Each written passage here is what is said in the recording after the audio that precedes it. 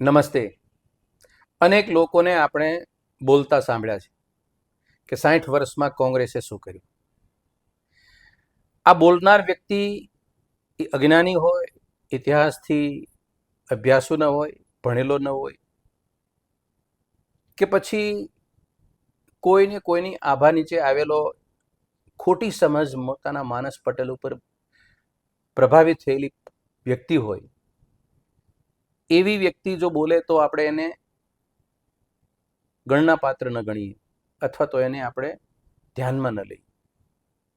પરંતુ કોઈ એવું બતાવે કે અમે અભ્યાસુ છીએ, અમે ભણેલા છીએ, અમે સમજણા છીએ, અમે વિદ્વાન છીએ, અને આવા લોકો એ પોતાના જીભમાંથી શબ્દો બહાર કાઢે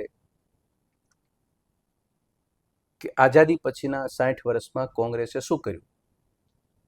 આ સવાલ એમના મનમાં જ્યારે ઉપસ્થિત થાય છે ત્યારે એ નકારાત્મક માનસિકતાથી ઉત્પન્ન થાય છે, કારણ કે એને સત્ય સ્વીકાર્યું નથી. અને મારી દ્રષ્ટિએ સત્ય જે ન સ્વીકારે એની નૈતિકતા ચૂકે છે. જીવનમાં તમારે કશું કરવું ન હોય, કશું યોગદાન તમારે આપવું ન હોય, કોઈ નામાં યોગદાન ના આપવું હોય, પણ કોઈ હકીકતને, સત્ય વાતને નતમસ્તક રીતે નૈતિકતાના ધોરણે એને સ્વીકારવી, આ ખૂબ મોટી સેવા છે. આવા કહેવાતા વિદ્વાન લોકો એ હજી 60 વર્ષના કોંગ્રેસના ઈશ્વરની જે કૃપા છે કોંગ્રેસના માધ્યમથી આ દેશને મળી હતી, અને એના કારણે આપણે સીધી ને આડતી રીતે આપણે અથવા તો આપણા પરિવારના સભ્યો અથવા તો આપણા વડવાઓ એનો ભરપૂર લાભ લીધેલો છે. જે અત્યારે જમીન સ્થળ ઉપર એનો વિકાસ દેખાય છે, છતાંય પણ એ વર્ગે બોલે કે કોંગ્રેસે 60 વર્ષમાં શું કર્યું. આની સાથે સાથે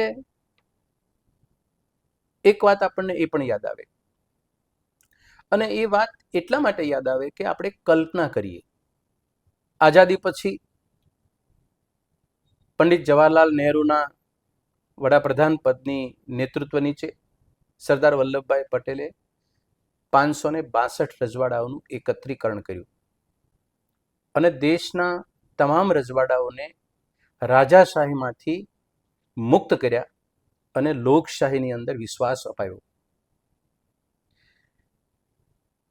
એ રાજા રજવાડાઓ હતા, એ લોકો પાસે અઢળક સંપત્તિ, અઢળક મિલકત, અઢળક નાણું, કોઈ પ્રકારની કમી નહોતી.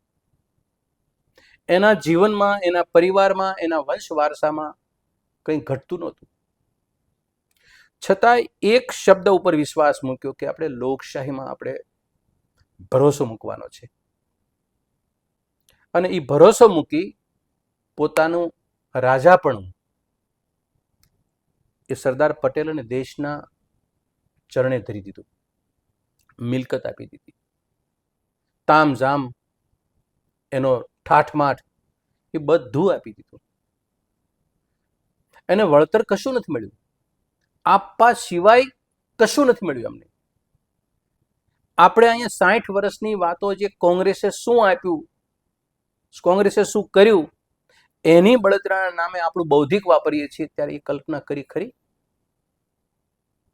કે રાજાશાહીમાંથી લોકશાહીમાં પ્રવેશ માટે પોતાનો તમામ પ્રકારનો ઠાઠ માઠ ને સંપત્તિ બધી દેશને ચરણે દુખી, એને શું મળ્યું? એ ક્યારે રીતે આવું બોલનાર વ્યક્તિ નથી વિચારતા કે અમારા ભાગે જે આજે મળી રહ્યું છે એ કોઈની કૃપાથી મળેલું છે, કોઈની ઉદારતાથી મળ્યું છે, કોઈની રહેમથી મળેલું છે. અને ખાસ કરીને અમારા બંધુઓ, પાટીદાર બંધુઓ, અને એની સાથે આપણે જોડી દઈએ ખેડૂતના દીકરાઓ. એ ખેડૂતના દીકરાઓ થઈ ને સવાલ જ્યારે એ લોકો કરે છે કે કોંગ્રેસે કશું નથી આપ્યું, ત્યારે જે સમજણો વર્ગ જે છે, જે રાજાશાહીનો વંશ વારસો જે હયાત છે, એ લોકોને તમે બહુ મોટી ઠેસ પહોંચાડો છો. ખેત મજૂરમાંથી માલિક જમીનના બનાવ્યા. મજૂરી કરનાર વ્યક્તિ ખુદ સ્વમાનનું મજૂરી કરતો થયો. જમીન પોતાના દફતરે થઈ. સ્વમાનથી રોટલો ખાતો થયો, ખવડાવતો થયો, બે પાંદડે થયો. અને આજે ગ્લોબલ કોમ્યુનિટી તરીકે જે એસ્ટાબ્લિશમેન્ટ કોમ થઈ છે, એના પાયાના પથ્થરની અંદર એને પોતાના બાપ દાદાને મળેલી રાજાશાહીની પાસેથી લઈ અને વાવે એની ખેતી કરી ખેડૂત બન્યા, એના પુણ્ય પ્રતાપે છે. અને છતાંય આપણે એટલા નગુણા બનીએ છીએ કે કોંગ્રેસે શું આપ્યું.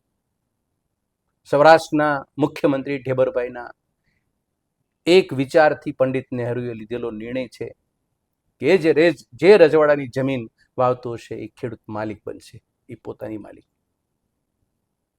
કોંગ્રેસે શું આપ્યું એનો જવાબ છે. બીજો એનો સાથે સવાલ ઘણાને ઉપસ્થિત થાય છે, મને થયો. એ રજવાડાએ પોતાની જમીન એ વાવે એને મજૂર હતા એને આપી દીધી, બળતર કશું નથી આપ્યું,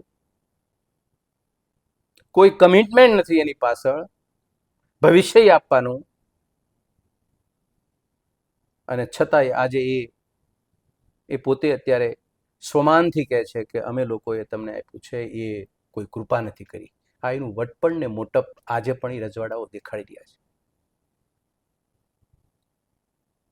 આવા સમયે એક સામાન્ય સવાલ મને પણ થાય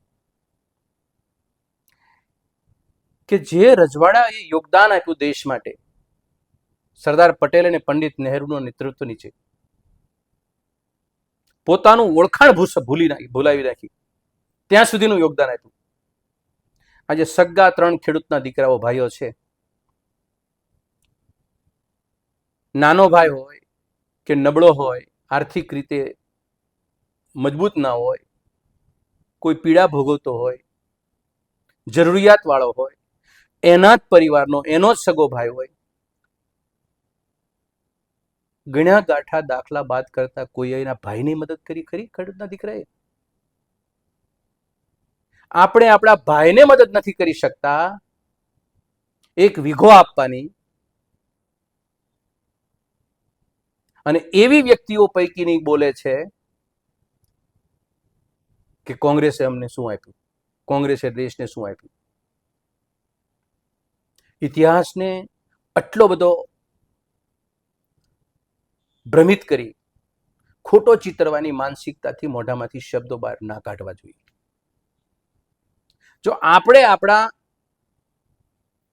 લોહીના સંબંધો ધરાવતા હોય એને પણ એક સામાન્ય મદદ નથી કરી શકતા, એને ઉપયોગમાં આવી શકતા નથી, આવતા હશે એને સલામ ને મુબારક, આવવું જોઈએ. પણ એવા ઝાઝા દાખલા નથી, વેઢે ગણાય એટલા દાખલા હશે. 562 રજવાડામાં 100% લોકોએ કહી દીધું તમારું બધું જાઓ, અમને અમારું જેવા જીવા પૂરતું આપ જવા દેજો. આવા કોઈ ખેડૂતના દીકરાઓ ખરા? એ પૈકીના પરિવારના સભ્યો જે બોલે છે કોંગ્રેસે 60 વર્ષમાં શું કર્યું, એ પૈકીના કોઈ ખરા?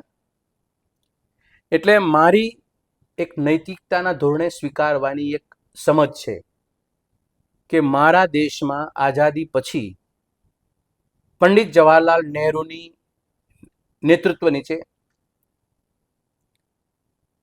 રિયાસત ખાતાના પ્રધાન, નાયબ વડાપ્રધાન સરદાર વલ્લભભાઈ પટેલના નેતૃત્વ નીચે જે રીતે રાજનીતિ થઈ અને દેશને જે એવી વિશ્વની 5 મહાસત્તા તરફ લઈ જવા માટેના આયામ પાયામ ગોઠવાણા, અને આજે આપણે જે સારપ જોઈએ છીએ, આ દેશની અંદર જે કંઈ તામઝામ જોઈએ છીએ, એના પાયાના પથ્થર 60 વર્ષ છે.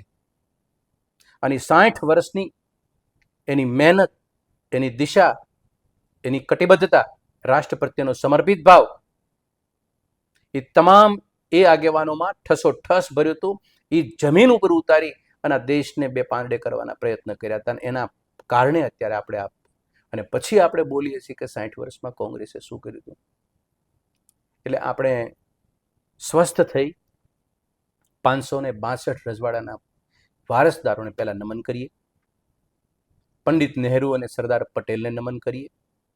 અને દેશની અંદર કોઈની કૃપા છે, એ કૃપાના કારણે કોંગ્રેસ આ નિર્ણયો લઈ શકી હતી. એ કૃપાને વંદન કરીએ અને કોંગ્રેસના 60 વર્ષને ન ભૂલીએ, એને ન અવગણીએ, નૈતિકતાના ધોરણે એ 60 વર્ષને નમસ્કાર કરીએ. તો આપણે આપણા દેશની અંદર એક નાગરિક તરીકે આપણે વાસ્તવિકતા સ્વીકારી છે એનો આપણને આનંદ થશે. આભાર.